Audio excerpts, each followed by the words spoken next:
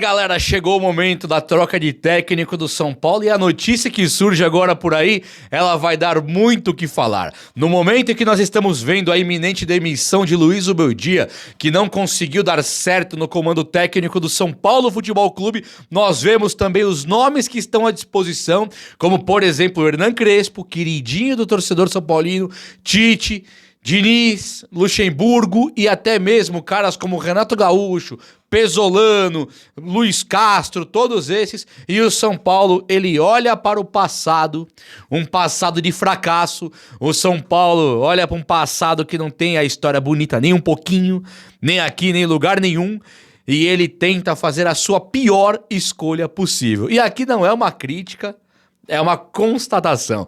Vem comigo então que o vídeo de hoje ele vai dar o que falar, hein? Chega nesse like aí se você puder, quiser, for um São Paulino que quer ver o São Paulo bem. E se inscreva aqui no canal se você quiser ficar super bem informado todos os dias de sua vida sobre o seu, o meu, o nosso São Paulo Futebol Clube. Eu sou o Juba, você está aqui na coletiva do Juba e vamos lá. Gente, não vou fazer mistério, o nome é Fernando Diniz, tá? Uma jornalista do grupo Globo de televisão lá, falou que um dos nomes especulados, os nomes preferidos pelo São Paulo para assumir o lugar de Luiz Ubeldia no comando técnico do tricolor paulista é o de Fernando Diniz. E aí você começa a juntar, ligar os pauzinhos aqui e acolá e a coisa faz pleno sentido, total sentido. Então você que olha nos meus olhos aqui agora e deve estar se perguntando, mas o que eu fiz? Por quê? O que tá acontecendo? Eu quero acordar. Você quer acordar do pesadelo que você tá vivendo agora? Calma que não chegou o momento ainda. 2025, estamos em fevereiro e está só começando, tá? É o seguinte, o técnico Fernando Diniz, uma das melhores pessoas que eu já vi no futebol. Uma das melhores pessoas que eu já vi no futebol. O pivô do bom trato com o Igor Gomes, Gabriel Sara, o cara que dá amor realmente para os jogadores e que todos gostam demais dele.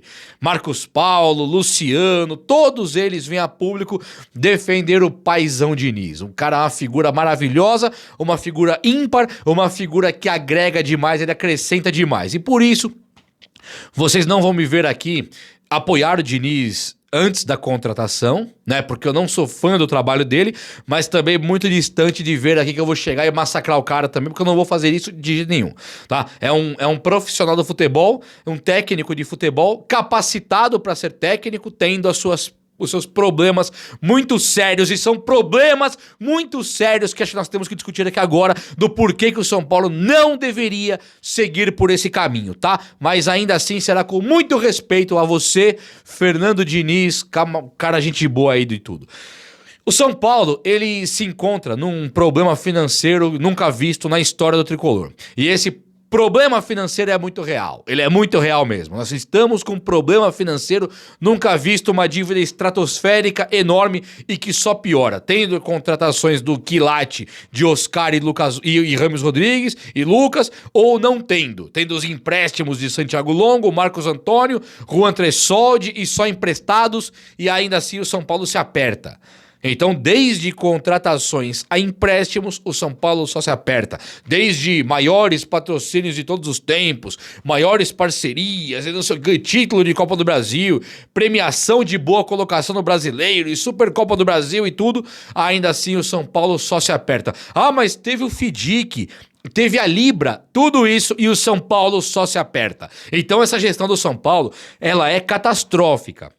A gestão de Júlio Casares e Belmonte, ela é catastrófica no cenário nacional. Ela é catastrófica no cenário futebolístico. Ela é inaceitável para São Paulinos que estão aqui vendo o tricolor desde que nasceram com amor a essa camisa. Nunca vimos na vida o São Paulo pior do que esteve agora. Não tem reforma do Morumbi agora.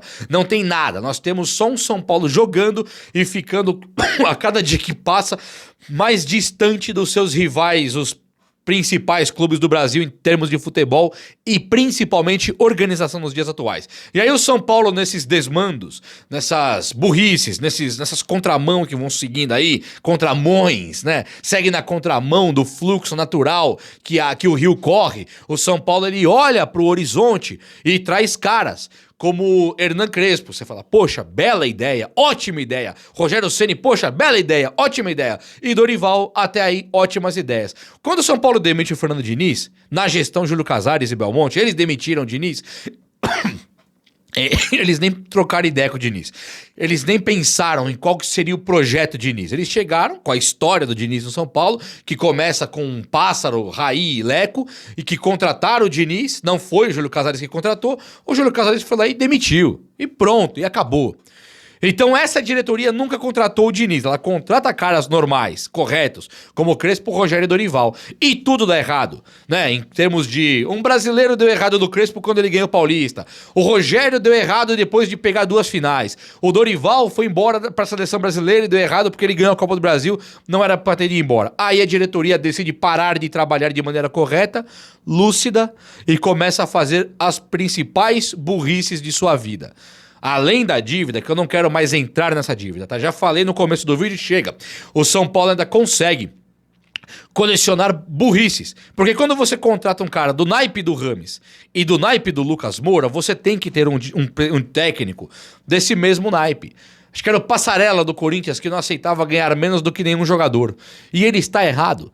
Quando você tem um técnico que ganha 5 milhões, igual o Jorge Jesus, e um Neymar no time, aí eu concordo que não tem como equiparar. Agora, num time mequetrefe, igual o São Paulo se transformou recentemente, onde um cara igual o Lucas, um cara igual o Oscar, eles podiam ganhar 10 vezes isso no Flamengo, e eles vêm pro São Paulo por amor à camisa, pra honrar o torcedor São Paulino, eles vêm meio de favor pro São Paulo.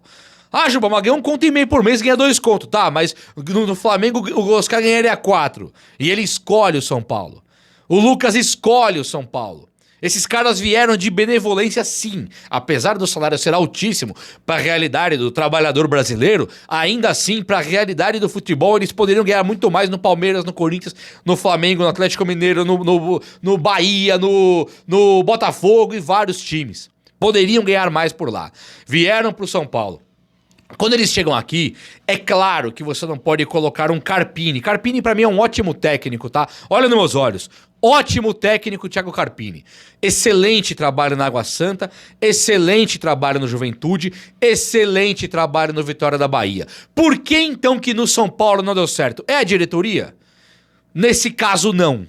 Nesse caso, o Thiago Carpini não dá certo porque ele não é ninguém no futebol pra falar: Caleri, você vai ser banco, Luciano, você vai ser banco, Lucas Moura, você vai ser banco. Ele não manda. E os jogadores sabem disso. Você na sua empresa, quando você tem um gerente, um chefe, um encarregado que não manda, você sente isso. A moral do cara é outra. O respeito pelo cara é outro. A voz, a palavra, a estratégia do cara é outra, porque a sua equipe, o seu grupo não te respeita. Então, quando você coloca um Carpini com a idade de 42, 41, 43 anos de vida, é claro que ele é muito jovem. O Carpini jogou bola com o Wellington Rato. É claro que ele é muito jovem pro cargo e é claro que ele não tá pronto para um time do tamanho do São Paulo, apesar de ser um ótimo técnico. Quando a diretoria do São Paulo, de maneira assim absurda, contrata o Carpini, ela também demite de maneira absurda. E aí começa essa trajetória tão bizarra do São Paulo enquanto diretoria. Quando ela contrata o Zubeldia, aí eu acho que não é um erro igual do Carpini. O Carpini é uma aposta mais justa pela sua trajetória. O próprio Jardine era uma aposta mais justa pela sua trajetória. Quando você olha pro Zubeldia, ele não tem a trajetória. A aposta não é justa. Ele tem 16, 17 anos de carreira já, sem ter os títulos. E ele é um cara tão jovem quanto o Carpini, só que ele nem fala o nosso idioma. Ele não teve times grandes. Ele teve times como Lanús, como Barcelona de Guayaquil, como a LDU para treinar. Então ele não tinha a bagagem, ele tinha história no futebol de vida, de experiência, mas a bagagem grandiosa para treinar no time igual do São Paulo, ele não tinha, e claro que deu errado. Podia ser ótimo como alguns técnicos, daria errado igualzinho o Carpini, porque não tem condição de você colocar um cara inexperiente.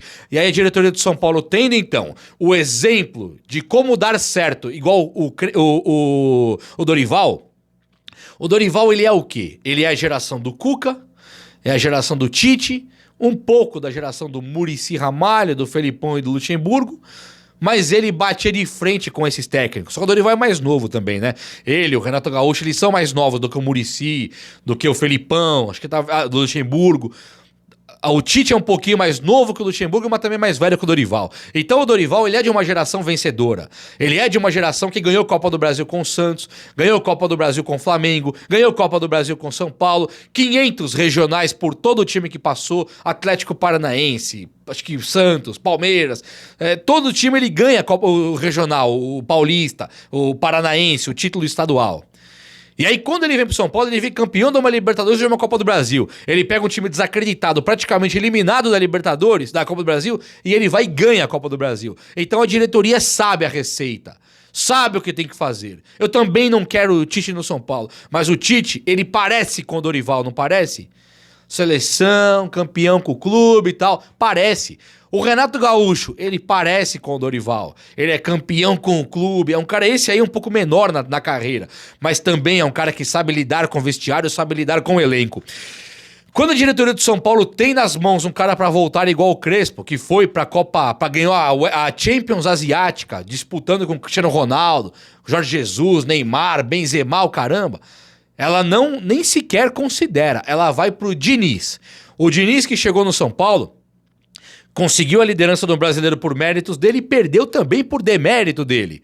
Aquele brasileiro ganho, ele perde por demérito dele. Quando a gente vai pra parada do futebol em decorrência da pandemia, nós tivemos a volta sem torcida e ele perde pro Mirassol. Só que o Mirassol não era o Mirassol que estava jogando antes da parada do futebol, era um Mirassol que montou no fim de semana. Chegaram e disseram, a CBF falou, o futebol pode voltar, tá?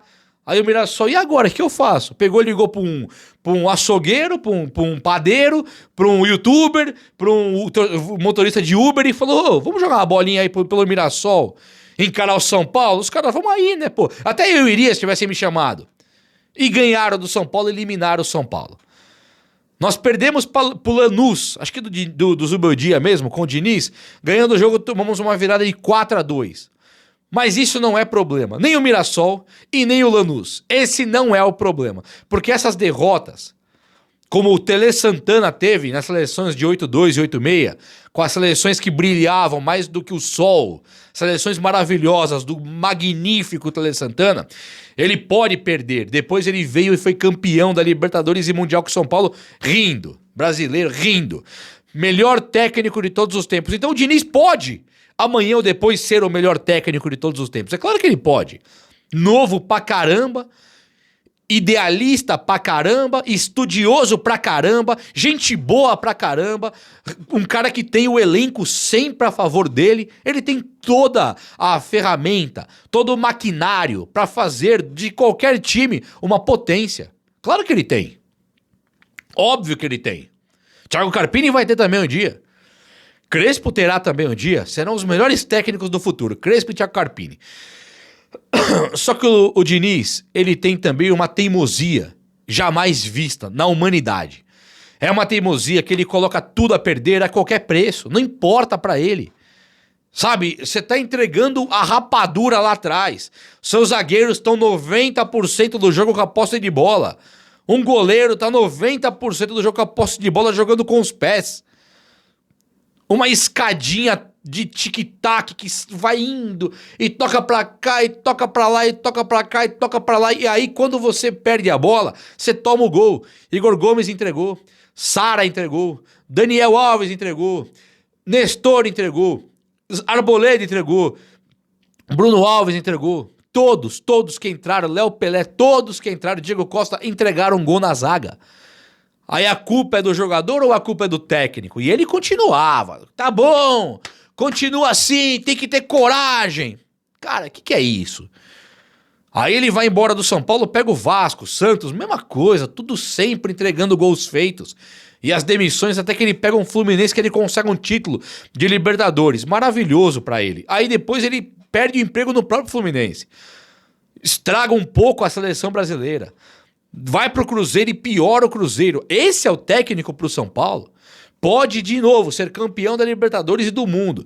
Engolir o Guardiola no Mundial acontece com esse tipo de gente. Como o Diniz, que não tem limite pra coragem dele.